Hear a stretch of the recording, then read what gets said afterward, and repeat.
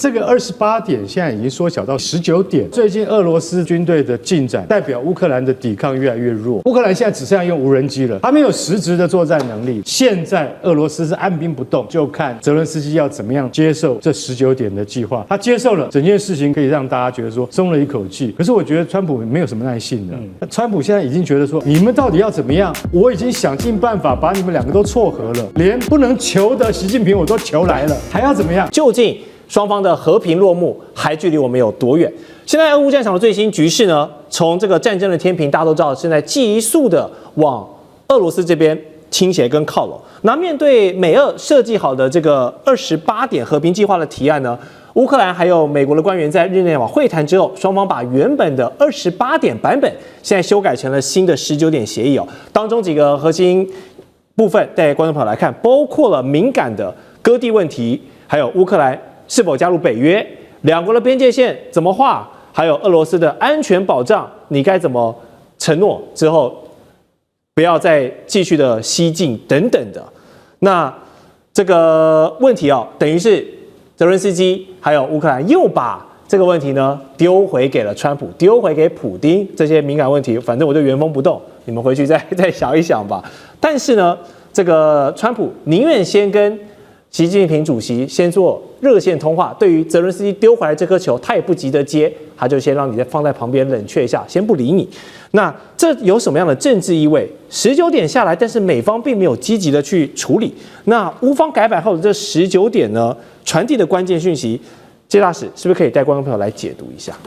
我想美方会让这个28点变成19点哈，绝对不是怎么样删掉敏感部分。绝对是把部分删掉，因为我们光就谈判的技巧来讲的话，现在谈判很奇怪，它都是多目标的谈判。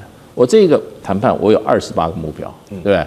那这28个目标，我就要让所有人可以得到你所得的，然后呢，你去宣称你的胜利，然后另外一方面呢，别方也可以得到他的所得，大家都宣称胜利。是，这个是现在谈判啊，国际谈判里面最大的特征，就两造都要宣布胜利。那现在这个部分，我认为割地的问题啊，这个边界的问题，这些问题啊是最敏感的部分。那如果把这个拿掉的话，第一个，川普也白谈了，因为普丁不会接受，普丁不会接受，因为这个其他加入了很多，就是说，比如说我认为那个都是怎么样，都是伪旗。为什么？比如说，战后乌克兰能够保有军队是多少？60万人，乌克兰现在就120万人，你把它裁掉一半，那这个就是一个伪旗行动。为什么？我到时候一定让你乌克兰觉得说，我给你加到100都可以，我给你加到80都可以。乌克兰谈判者会说，你看，本来60我多厉害，我谈成80，对。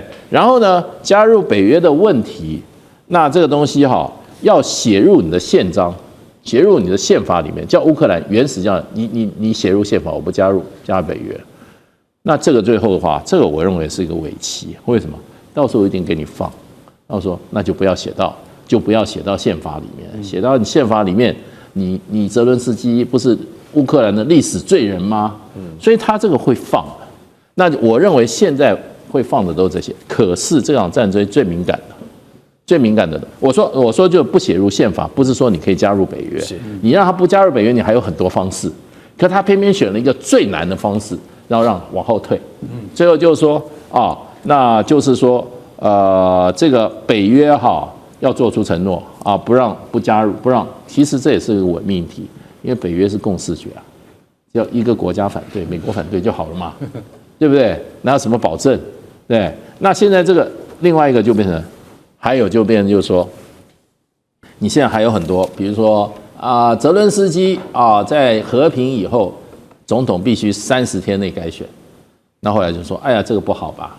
我们3个月之内改选，我们改成6个月好不好？我认为最后28条，最后因为他们都不讲实际的，我是在这个菜，所以变成19条，对不对？现在撤掉了9条嘛，这9条我认为都是不核心的部分。然后是让乌克兰能够下台的，他回去跟乌克兰讲，你看我已经怎么样，很有尊严的争取到乌克兰的尊严，因为泽伦斯基在演讲的时候，这个28条一曝光以后，他讲我们现在2个抉择，一个是什么？失去我们的尊严，对，一个是失去我们的关键盟友，对不对？那他这2个本来尊严就比较重要啊，哪里说关键盟友？盟友今天是盟友，明天又不是盟友，那他怎么把这个2个来讲？可是我认为他基本上要遵回尊严的话，哈，他又不失去盟友的话，目前那个9点啊都是不重要，是对重要对俄罗斯讲关键的点，尤其领土问题，我认为是不会变的。没错。好，这一次美跟乌的代表齐聚在瑞士，现场谈判传出火药味十足啊！因为美方有人抱怨说，乌克兰一直在带媒体风向，要求美方来替这个19条的方案背书。那么现在把解题人又回到了川普跟这个普丁的身上，这个球要怎么接？其实他们也不太急啊，尤其是上次哥你观察居中协调。但是也想分到一些好处，作为这个成本回收的美国，现在该给予乌克兰一个体面的台阶下吗？还是说，反正上次一样也谈失败嘛，我就撒手不管了？俄罗斯继续在战场上予取予求，然后消耗乌克兰的元气。圣诞节今年估计又是在这个战争中度过，大家继续打，继续推，直到你乌克兰面临到临界点，你必须要妥协，你要失去你的尊严了，是这样吗？我认为现在整件事情，无论现在28点到19点哦，在内容当中当然很多的搏斗，可是大家一定要了解到，这个28点，也就是说，包括卢比欧，包括先前他是由他们的陆军部长带着这个到乌克兰，先给乌克兰他们来看。要知道这28点可是俄罗斯他们派人到迈阿密跟美国方面也是谈了3天呢。也就是说，这个28点并不是一个匆匆忙忙。这个从容，连滚带爬出来的部分的结果，它其实还是美国、俄罗斯谈了3天的结果。我觉得我们要拉回到川普啦。我觉得川普无论如何要注意，大家要注意一点，川普他如果没有在今年把俄乌战争搞定，对他来说，他会是一个非常难受的事情。因为周围他在今年就任之后已经折腾了，连滚带爬1年，而且不要忘了，在这个28点出来之前，川普又说了感恩节之前要签啊，所以我觉得川普并不是说无所谓，我认为川普有个急切性，而且不要忘了，川普在整件事情上来讲，已经把我跟泽伦斯基觉得泽伦斯基好难搞，他们有很多的部分的军人冲突，而且每次川普在面对俄乌战争之后，他始终都要提到说的部分，因为他是帮拜登擦屁股啊。也就是说，整件事情他没有自己要去认，或美国要去接受，他觉得这是拜登搞的鬼，而且你现在泽伦斯基不把这个事情结束，所以我认为川普有一种急切性，特别到越接近年底，而这个28点也不是很突然的，所以我认为现在的状况是在这次谈的部分，我认为卢比欧把事情搞砸了。我个人是这么看，因为都知道，在整个过程里头，不只是这个28点传出，先让英国金融时报先曝光，后来美联社又大曝光，所以才会整个国际上的舆论针对于28点的内容开始有很多的部分指责，包括欧洲、包括欧盟的国家跟乌克兰还有很大的底气。泽伦斯基录了个10分钟的视频，然后讲的这个热血澎湃，仿佛整个舆论都站在乌克兰这里。可是明明在整件事情，你觉得是？整个美国部分是大家来争了吗？其实现在卢比欧是要按照道理是要执行川普强烈的意志，要逼泽伦斯基就范的。所以我觉得这次当中是谈崩了，而没有最后能够让川普希望在感恩节或快速的在今年里有个结果，而现在开始又出现分叉，乃至又回到原点。我认为川普一定会很不高兴。要知道，大家要知道，商人的性格是这样，他不会永远一直认赔下去。到某个时间点之后，他宁可仓促收场，他不会再有继续的纠缠。我认为川普的容耐是有极限的，而且一旦泽伦斯基又回到原点，他对泽伦斯基的谴责或压力会更大了。是。好，现在川普总统的确是比较急了啦，因为上任到现在，他诺贝尔和平奖没拿到就算，这场战争还是没有办法如他的意哦，在美国的这个斡旋居中下，尽快的结束 ，everybody happy 过圣诞节，可能没有办法看到。但是另外一边的普丁就不一样喽，反正我跟你美国制定出来这28点，你改动我就不认。我们战场上继续打嘛，现在胜利的天平是我这边在进行，所以我们看到。俄军这几天的行动又是一连串的收获，包括了击落的乌军的无人机，继续轰炸你的首都基辅，打击你的士气。乌克兰全境都发布这个飞弹警报，哈尔科夫、库皮扬斯克、红军城等等都无一幸免。我还记得干哥去年我们还在讲这个红军城被围困有多惊险的情况，都打到现在2025年的今天了。当前的局势究竟对乌克兰有多不利？这个乌国士兵他们的圣诞节应该很难过了吧？其实我说一句实在话，就是说我们讲了有1年了，那你说，不管红军城或者是库皮扬斯克啊，都还没有拿得下来，那究竟这是什么原因啊？我们也觉得战事处于一种焦灼的状态，可能普丁不想马上把那个套索给勒紧，免得把你给勒死啊，这有可能。但另外一种可能也是因为战争的持续，也许是政治人物的筹码，不要忘。所以这个28点现在已经缩小到第19点啊。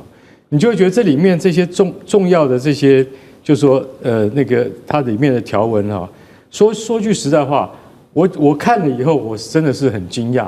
我想俄罗斯也不能接受，乌克兰也不能接受，你知道为什么？其中有一点讲给大家听，他就是说，乌克兰将获得全面的重建与资金补偿，补偿要从哪里来？从欧洲各国在那个他们银行里面冻结的俄罗斯资产里面这样子来的。然后从俄罗斯的资产冻结的这个金额里面拨补出来重建乌克兰的战后的这个秩序的话，那全部拨完了才能够还给俄罗斯。普丁现在是口头是答应了，你觉得他真的会答应吗？我很怀疑啊！我讲一句实在话，我很担心。还有一点，他说，俄罗斯将把不侵犯欧洲与乌克兰的政策要写入法律。刚才那个大使有讲到，写入什么法律？写了这条法律，我可以再另外立一条法律，意思就是说，俄军绝对不能够越过易北河打过来。西德当年在易北河部署了1万辆坦克，对面的华沙公约组织是4万辆 A10攻击机，就是这样出来的。为什么？因为你看到那个像蚂蚁一样多的坦克要过河来的话，你只用 A10去打它。所以今天我觉得这个28点变成19点，它的意义不大。它的意义是在哪里？是说俄罗斯不能够再进犯北约国家，甚至乌克兰，美国或是北约也不在乌克兰境内驻军啊，除非是暂时。这些话都是多余的。我认为最近俄罗斯的军队的进展，代表乌克兰的抵抗越来越弱。你可以听到，就是说，乌克兰现在只剩下用无人机了，它没有实质的作战能力了。其实老实讲一句，无人机已经划开了一个新的时代。你可以发现有很多工作交给无人机去做，可是到最后的实质占领，还是要真的士兵来完成。现在俄罗斯是按兵不动，但是就看泽伦斯基要怎么样接受或不接受这19点的计划。他接受了，整件事情可以说是可以让大家觉得说松了一口气。可是我觉得川普没有什么耐性的，川普现在已经觉得说，哎，你们到底要怎么样？我已经想尽办法把你们2个都撮合了，连不能求的习近平我都求来了，那还要怎么样？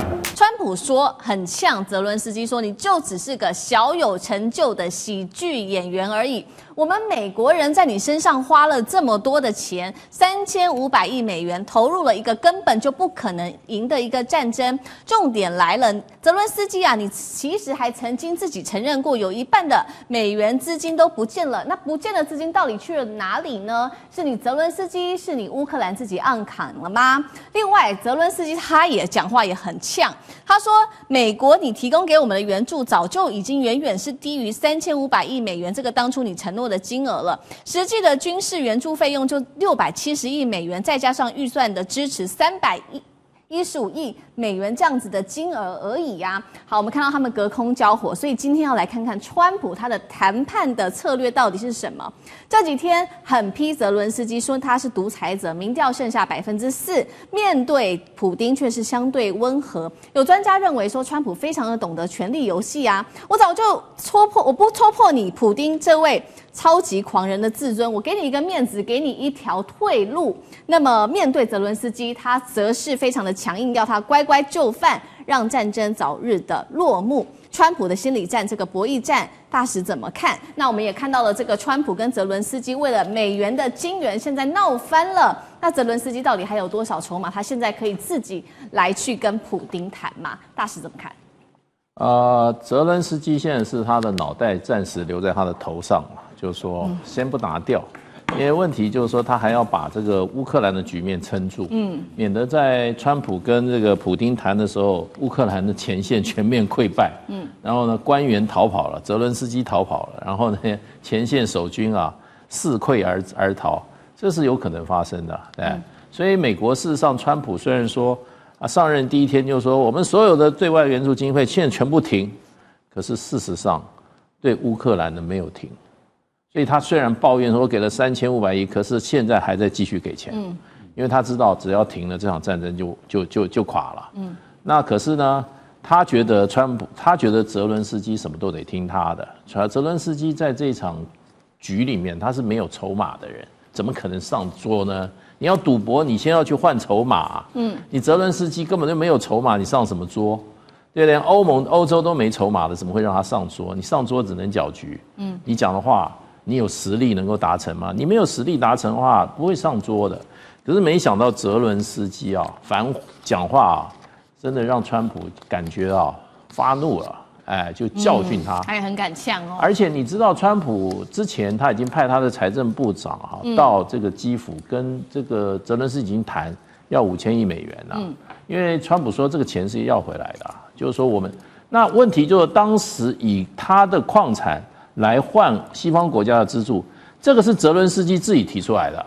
他当时你不记得，差不多4个月前，他有一个胜利计划，他那个不是盛大搞出来的胜利计划就有说，我不会让你们这些西方国家吃亏，你们我矿产都可以跟你们来共同来拥有跟经营，他自己讲的。那现在川普就打蛇随棍上，你就把你的这些都押给我。除了这个，当然还有一些这些什么机场什么港口，他也要。对，他川普就说我钱要回来，不能肉包子打狗。结果呢，事实上这个财政部长大概没有谈完，可是接着美国副总统范斯在这个慕尼黑会议的时候，不是跟泽伦斯基两边座谈吗？那时候那个范斯那个。他的那个姿态很高嘛，你看讲话，听说他拿了一份合约，要泽伦斯基签，泽伦斯基拒签，出来还嘴巴还讲了一大堆，然后他最让川普火大一件事，在欧洲这个好像德国记者访问他说川普他最怕川普被这个拜登被普丁给骗了，然后呢，因为川普都活在假新闻的空间里面，他意思就是川普脑袋不清楚，川普来想说这是靠我混的小弟，居然这样子全世界这样批评我，所以川普就铺天盖地了。他除了刚刚讲，他说是一个小有所成的喜剧演员，对不对？然后呢，他这个说服美国说服了美国一个 Sleepy Joe，然后去打了这场不会赢不会结果，而他自己又没有能力解决，现在非要靠我川普来解决。可是呢，这个喜剧演员呢，他没有经过选举，他是一个没有经过选举的什么独裁者。这句话就是爆他讲说，你说我都是生活在这个假新闻的这个空间里面，对不对？川普讲，我知道会有比你少嘛，我就抖一个出来。你事实上，美国给你的很多钱，川普只是说都。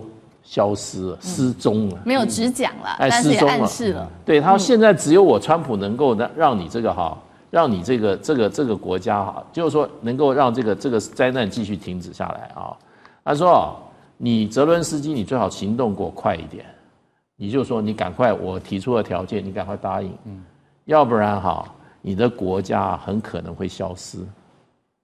然后呢，继续讲说，还讲是什么呢？还讲说可是呢，泽伦斯基继续想要让这场战争延续，以好在用非法的方式，怎么样，在中间浑水摸鱼，搞个人的利益，对，讲得这么明了，而且写了那么长，然后继续在公开的演讲，川普把他这个写的文章也重复了。所以你看川普对泽伦斯基有多火？你说泽伦斯基将来还有什么谈判筹码吗？我认为他谈判的筹码就是一个，就是说宣布下野，我不玩了，对不对？宣布下野。那这个时候可能川普在想说，我是要准备把你的脑袋拿掉，可是现在时间没到，你现在就自攻的话，对我还真的不方便的，对不对？万一这个整个前线溃败，内部大乱，那这个东西的话，只有这一点才能让川普觉得说，再留他一会，安抚他一下。可是现在这个俄罗斯方面已经提出来说，我们这个步骤3步走，第一个先好停火，对不对？第二个呢，乌克兰先改选，因为泽伦斯基没有合法性，他要选出来新的乌克兰领袖来处理的，然后最后再怎么样签合约。所以呢，我看就是泽伦斯基自己要小心。那么脑袋翻家的时候就太晚了。好，看得出来，现在川普正在加速在这场战争上面的和谈，不断的对泽伦斯基施压。同时呢，他也向这个川普，也向普丁不断的喊话等等。那我们也要来持续来关心。现在其实《经济学人》也特别报道的是说，美国现在自己内部的官员已经在讨论喽。如果这一场俄乌战争要结束的话，接下来中国的角色跟巴西的角色会把他们2个国家拉进来，未来可能派遣这一些国家的这个维和部队进入到乌克兰，而不是只有自己在欧洲的这些部队。原因是因为美国副总统范斯自己说的，如果是只有欧洲的成员进来的话，恐怕还是无力阻挡俄罗斯的。那针对此，我们现在来看到是中国的外交部其实没有多说什么，只是说不评论假设性的问题。我们来做一个假设，如果说真的停战好了，那接下来中国或巴西派遣的维和部队就会真的比欧洲国家还要更好吗？这样子做是因为川普更信赖中国大陆他的仲裁结果吗？大东老师怎么看？对，因为我们可以看到，其实美国在打如意算盘了。因为范斯的确有讲过这个话，就是说，因为目前很多的小道消息，就是战后冲突之后，这个大家各自的部队要怎么部署网络上好多，比如说西方国家、欧洲国家部署在比较西边的乌克兰，那东边包括乌南地区是俄罗斯，那中间一大块列为是缓冲区，但缓冲区由谁来驻守，这就是个大哉问的问题，所以才会传出来说巴西跟中国大陆。那我们也可以知道说，美国现在要做的就是，因为他认为他付出够多，希望最小的投入能够最大的获益，他就是这样的思维，所以才会先发问卷给欧洲国家说，战后你们能够投入什么？那美国自己也讲过，他认为说，战后不管是用维和或是任何名义，是不能够用以北约的名义派兵的，这美国是不认，而且美国部队基本上也不会进驻乌克兰地区，他讲的非常的斩钉截铁。那中国大陆有没有可能？第一个我们要问的地方是，中国大陆其实对维和行动完全不陌生，但是它是有条件的。它基本上从1990年初开始，第一次投入维和是什么样的维和？是联合国安理会授权，这个对他来说是有合法性、正当性，因为联合国是被北京视为是全世界最重要的国际组织，所以他第一个制式武力投入的是柬埔寨，当时是400人，到目前为止曾经带派了5万多人次，在全球地区20几个国家这个执过勤。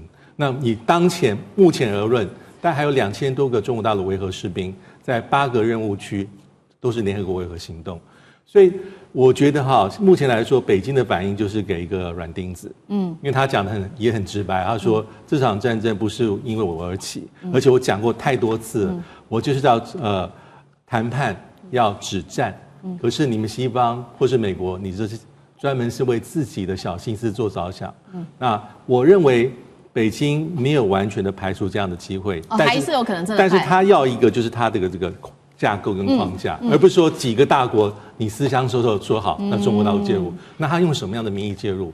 假设没有联合国安理会这样的一个高的一个法律法规的位阶，他很难投入。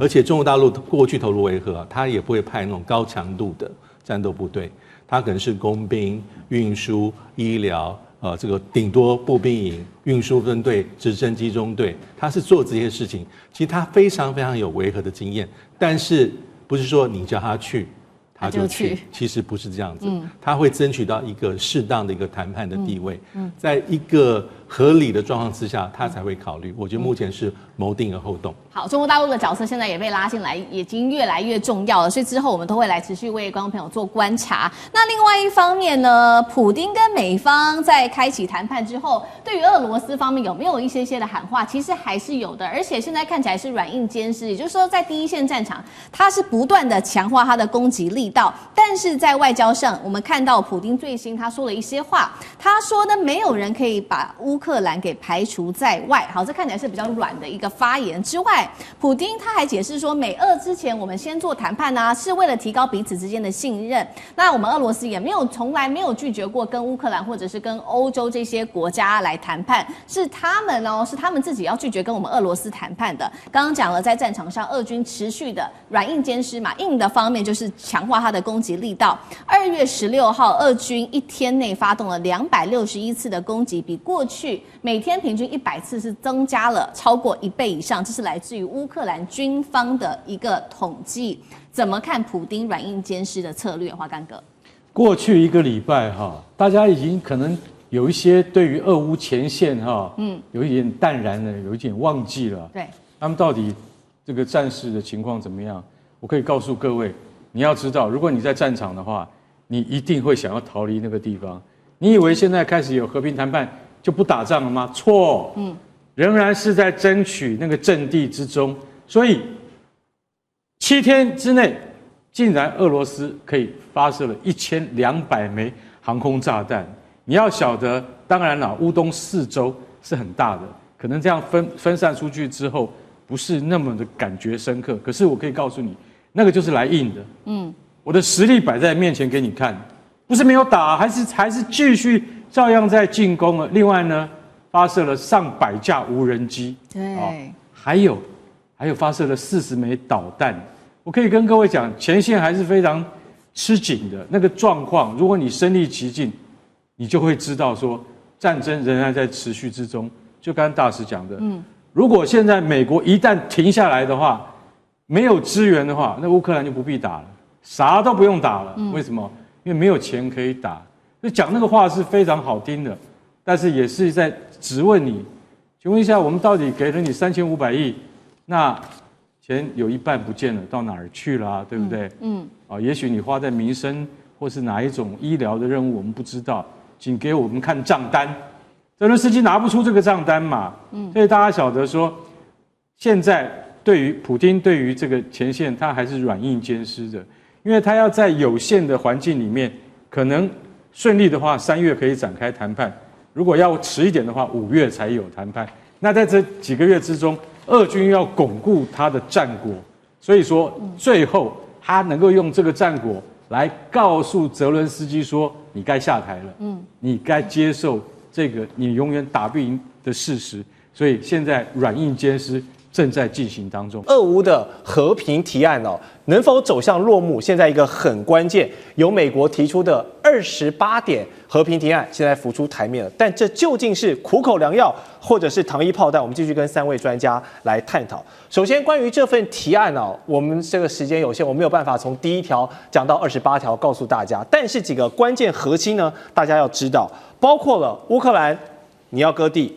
面积呢是相当于台北市加新北市，我们说双北现在这个台湾人口居住最多，然后也是最发展的一个地方。第二，要限武，就是呢，不管是你的军事力量、武装人员，包括乌克兰设定的这个美方是美方设定的60万人，还是欧洲希望的80万人，总之就是大概这样的数量。那其次呢，就是最关键的北约这个组织还是没有办法让你乌克兰加入了。所以呢，想当然尔，这份提案是非常具有争议性的。那虽然美国总统川普说这不是最终版本，大家可以就这样的基础上，我们再来小修小改，再来彼此讨论一下。这样的谈判是川普最喜欢做的事情。但是，一些国际观点认为与其说这份提案是帮乌克兰解决困境，还不如说是送给俄罗斯的许愿清单。大家知道圣诞节快到了嘛？里面非常多，大家觉得说为什么对俄罗斯让步这么多啊？那实在是令乌方难以咽下。那川普却不太满意，他认为说，我都已经帮你到这个份上了，感觉现在基辅跟泽连斯基是有点不知感恩的哦。但真的是这样吗？想问一下蔡委员，如果这一签下去，泽伦斯基总统是不是丧国禄权这个标签就变成他的历史定位了？泽伦斯基已经不重要了，他什么角色也不重要，有没有上权，有没有辱国，一点重要性都没有了，因为他现在已经是一个破产公司的 CEO， 准备被扫地出门了，你还有什么意义呢？我跟各位讲，这28点和平协议啊，其实就是一个样本，什么样本？破产公司不良资产处理协议。第一个，有3个块土地，已经被法拍了啊，顿涅斯克、卢甘斯克、克里米亚已经法拍啦，权利已经被拿走啦，一进入法拍程序，权利就没有啦。好，那其他的还有2个，赫尔松、第聂伯罗或者一部分扎波罗热，这正准备进入法拍程序啊。那为什么？因为你破产了。那再来，破产了以后要限制员工人数啊，所以你怎么可以有60万人，对不对？啊，那你破产公司，你还有什么经营公司的权利吗？那当然，出来执行这个破产公司的是债权人，是谁？美国债权人。美国呢，要把你的里面剩下的产值齐了以后，看能不能拿一点回去补偿他的债权损失，建立停损点。可是欧洲不是债权人，欧洲是股东，公司破产了，你继续注资不多，1000亿美元，这什么意思？欧洲你股东啊，你股权赔光，你还讲什么东西？你就拿钱出来，我是债权人，我要捞本回去，合不合理？合理。为什么？这个就是很标准的不良资产处理协议。至于你说啊，你这个 CEO 泽伦斯基，100天内请你滚蛋，你现在是清算人、看守人，爱不爱随你便哦。那你说哦，批评这个什么什么乌克兰割地，你地是我川普割的吗？早已经进入法拍程序了，你还在讲什么割不割地啊？那你说哎呀，都单方面是俄罗斯说啊，那好，我继续打啊。就在这个案子出来之前，这个美国的陆军部长啊，好像叫什么 Daniel Drico， 他上了一个报告给泽伦斯基。给那个川普说，现在乌克兰2个月以后只有2种结果，要么你有秩序投降，要么你全面崩溃。什么意思？有秩序投降就是重整完成破产程序。什么叫崩溃？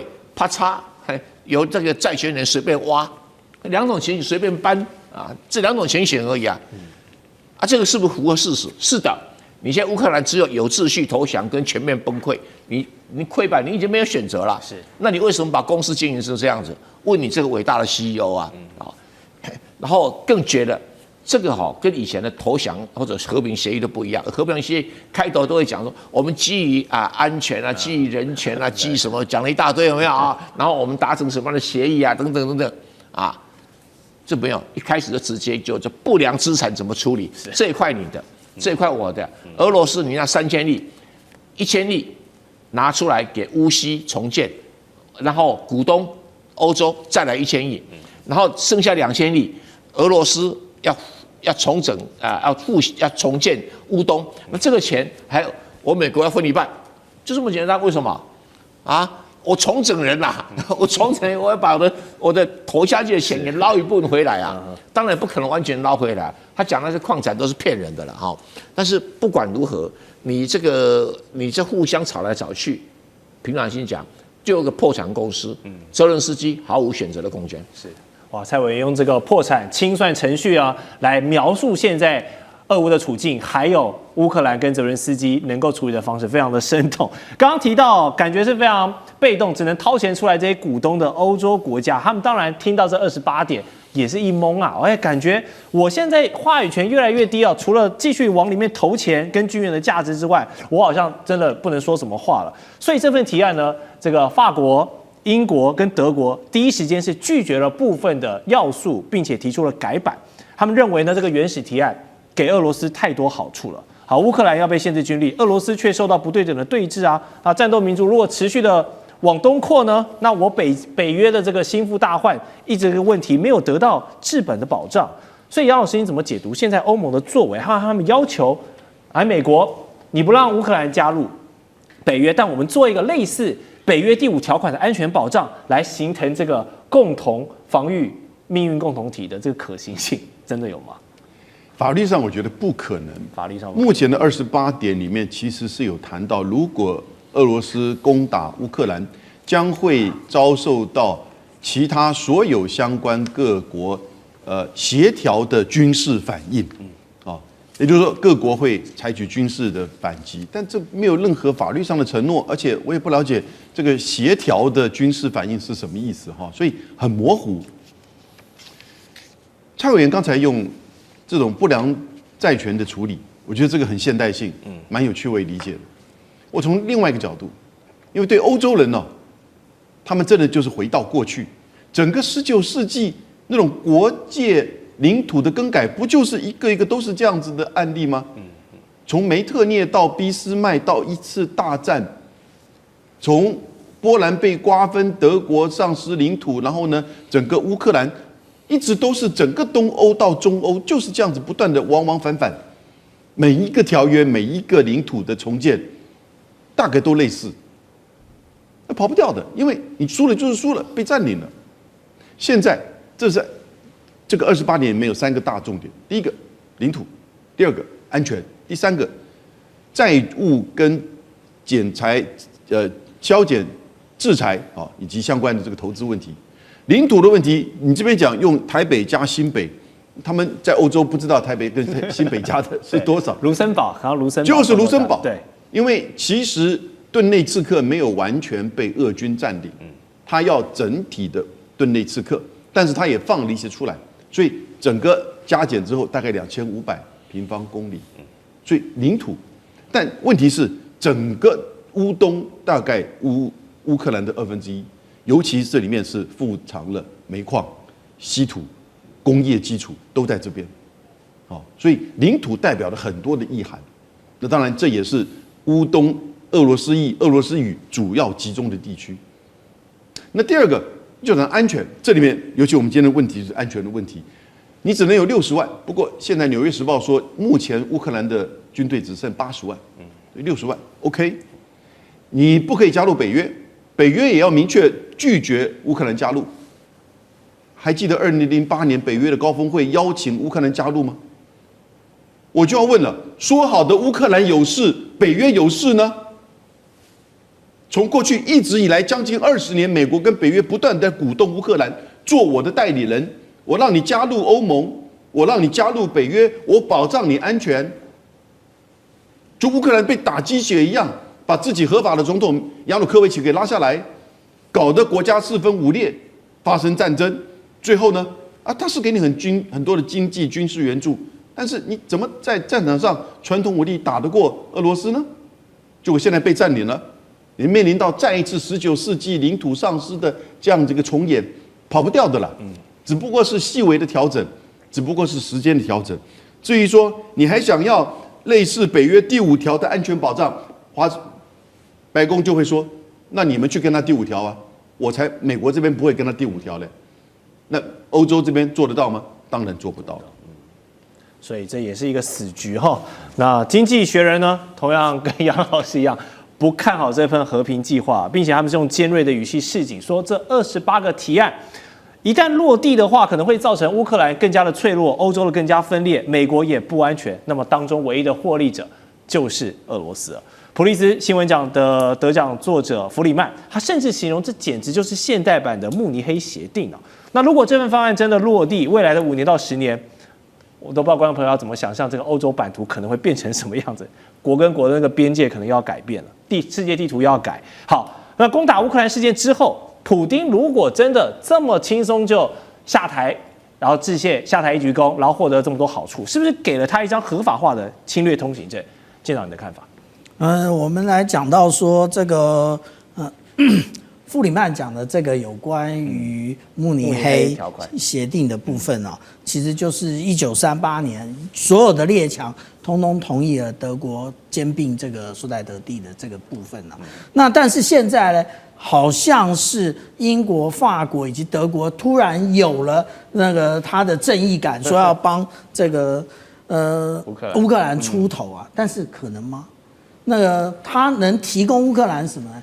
你当初德国说好的金牛座巡弋飞弹呢？你先给嘛。那但是我们想到说啊，其实刚刚讲到有关于是不是俄罗斯未来会向西扩张的部分啊？我们先看看，从那个1994年布达佩斯安全保证备忘录完成之后，真正不断东扩的是北约啊。